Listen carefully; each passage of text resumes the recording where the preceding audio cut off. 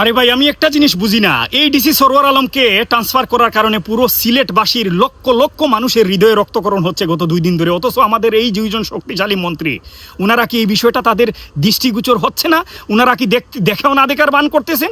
তাহলে কি আমরা বুঝে নেব পুরো বাংলাদেশের মানুষ যে এই ডিসি সরওয়ার আলমকে এই সিলেট থেকে প্রত্যাহার করে ট্রান্সফার করার পিছনে যে কোটি কোটি টাকা খরচ করা হয়েছে, এই কোটি টাকার পিছনে এই 2 মন্ত্রীও জড়িত ছিলেন? যদি আপনারা দ্রুত একটা পদক্ষেপ না নেন এবং এই ডিসি সরওয়ারকে স্বপদে আবার বহাল না করেন, আমরা সিলেটবাসী সহ পুরো বাংলাদেশের মানুষ মনে করবো আপনারা দুর্নীতিবাজ 2 মন্ত্রী এই টাকার পিছনে জড়িত ছিলেন। আরে ভাই দেখেন, এই ডিসি সরওয়ার আলম আর আব্দুল জব্বার মন্ডল আওয়ামী লীগের আমলেও কিন্তু স্বাধীনভাবে কাজ করতে পারছে ভাই। যদিও সীমাহীন দুর্নীতি, অন্যায়, অবিচার পাপাচার হয়েছে আওয়ামী লীগের আমলে, কিন্তু এই 2জন ব্যক্তি স্বাধীন ছিল। তাহলে এখন কেন তারা স্বাধীনভাবে কাজ করতে পারতেছে না? আরে ভাই, এই ডিসি সরওয়ার আলমকে পদত্যাগ বা ট্রান্সফার করার পিছনে যারা জড়িত, আল্লাহর কসম করে বলছি, আপনাদের উপরে দুনিয়ার অভিশাপ, দুনিয়ার অভিশাপ, দুনিয়ার অভিশাপ। মনে রাখবেন যে সরওয়ার আলম পুরো সিলেটের দুর্নীতিকে গলা চেপে ধরেছিলেন, এমন কোনো জায়গা নাই যে জায়গাটাতে তিনি হস্তক্ষেপ করেন নাই এবং দুর্নীতিকে করে চাপ দিয়ে ধরেন নাই। কিন্তু শেষ পর্যন্ত তিনি দুর্নীতিবাজদের কাছেই কি হেরে যাবেন? আমরা সিলেটবাসীরা কিংবা আমরা প্রবাসীরা জেগে থাকতে এটা হতে দেব না।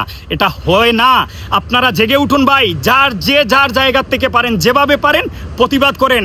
যদি প্রয়োজন হয় আপনারা 2জন মন্ত্রী মিলে প্রধানমন্ত্রীর হস্তক্ষেপের মাধ্যমে স্বপদে পুনরায় ডিসি সরওয়ার আলমকে সিলেটে নিযুক্ত করেন, উনাকে স্বপদে বহাল রাখেন। কারণ সিলেটের দুর্নীতির জন্য এরকম স্বচ্ছ, দক্ষ, সৎ একজন ডিসির প্রয়োজন।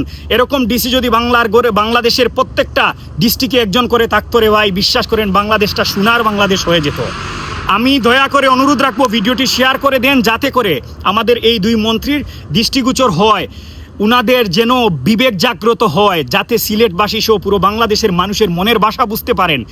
দয়া করে আপনারা ভিডিওটি শেয়ার করে দেন।